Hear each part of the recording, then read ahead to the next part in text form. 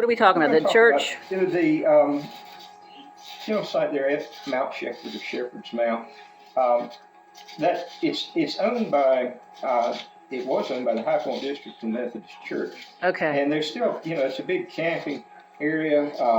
My children ended up working. Both of them worked there.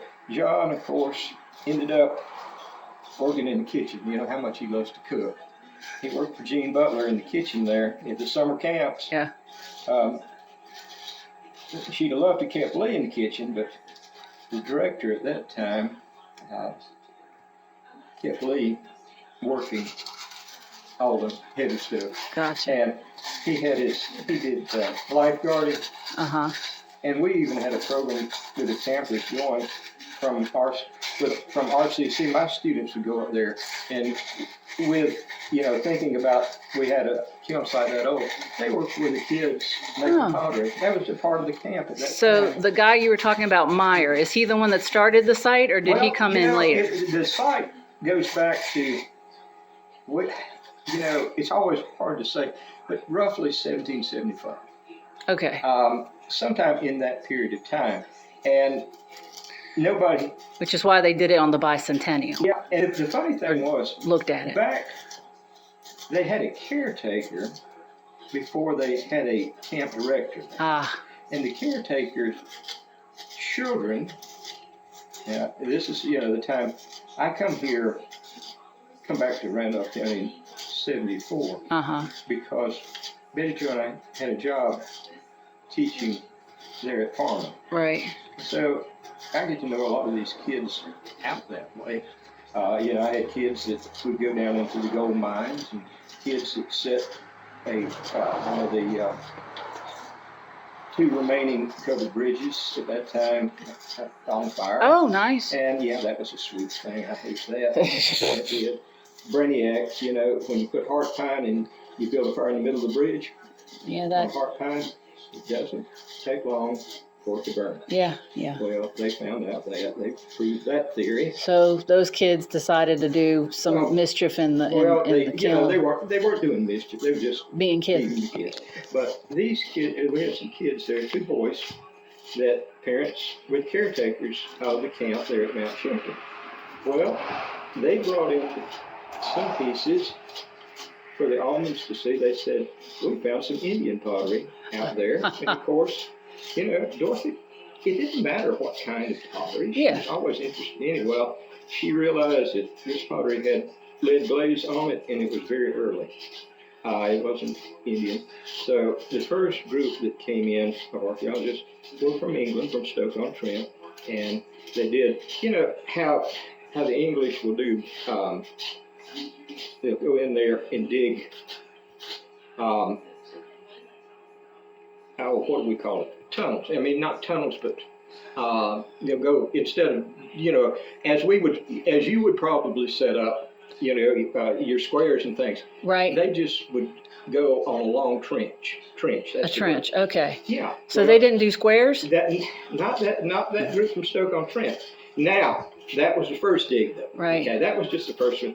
Then Allen Outlaw, I think it's the third. The second was the group from St. Andrews College. Okay. Old Floor McDonald College there in North Carolina. And a friend who graduated from Floor McDonald.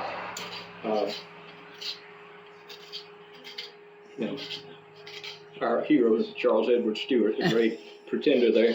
But Flora was the one that got him out of Scotland without him being killed, so he could become drunk in France for the rest of his life. And she had to skip town and come over here.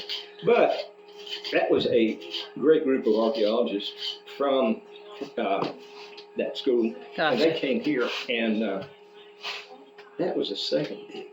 And then the third one was with Allen Outlaw, which is not an outlaw. He's a very scholarly person. Mac Watley did a lot of great research as far as finding Jacob Meyer, because those, the English have a... So the kiln initially was English? Probably so. It's around a round earthenware kiln. Okay. I'd have to go back and look at the number of fireboxes, but you had to, circle the kiln and those kinds of things. And they found, shards and shards and shards everywhere there.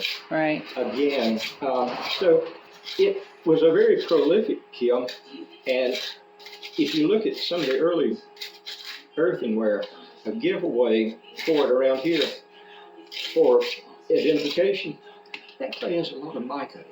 Oh, really? It does, which is a giveaway from Mount Shepherd. I always just felt, having had this connection with this thing and all these connections over the years,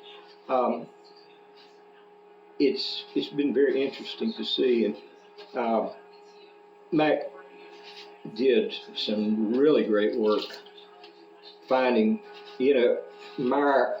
And the English, when they heated their houses, they were stupid. Okay. They like these giant fireplaces. Right. Where does the fire go straight up chimney? Nothing, Right. It's cold.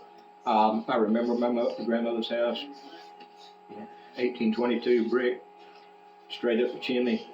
Get away from it 6 feet, you're cold. Well, the Germans were far smarter, particularly the Ravens. They built these stoves and clay tops, put them together, metal frame, ran the pipes through the ceiling, Right. and guess what? Heated everything. And kept, they actually conserved the heat. So that's why that stove tile is just really neat, I think. That Minuteman stove tile. Yeah. And there was another one that it was a mounted man. Uh-huh. I don't know whether Minuteman should be, really the. Okay, well, But that's. we'll say anyway, militia man. Yeah, and then you got this guy that's on a horse. So. So the tiles for those stoves would have been that small? Well, yeah, but you put them together, and it was like a metal frame, and you. Okay. But instead of just like that one, where that heat's going to go out, the heat they'd run the pipes through this, the house overhead. Uh-huh. If you go to Salem, you can see some of that still. Yeah, last time I went to Salem, they were closed because of COVID. Oh, I hate that. It's been. I used to, when I was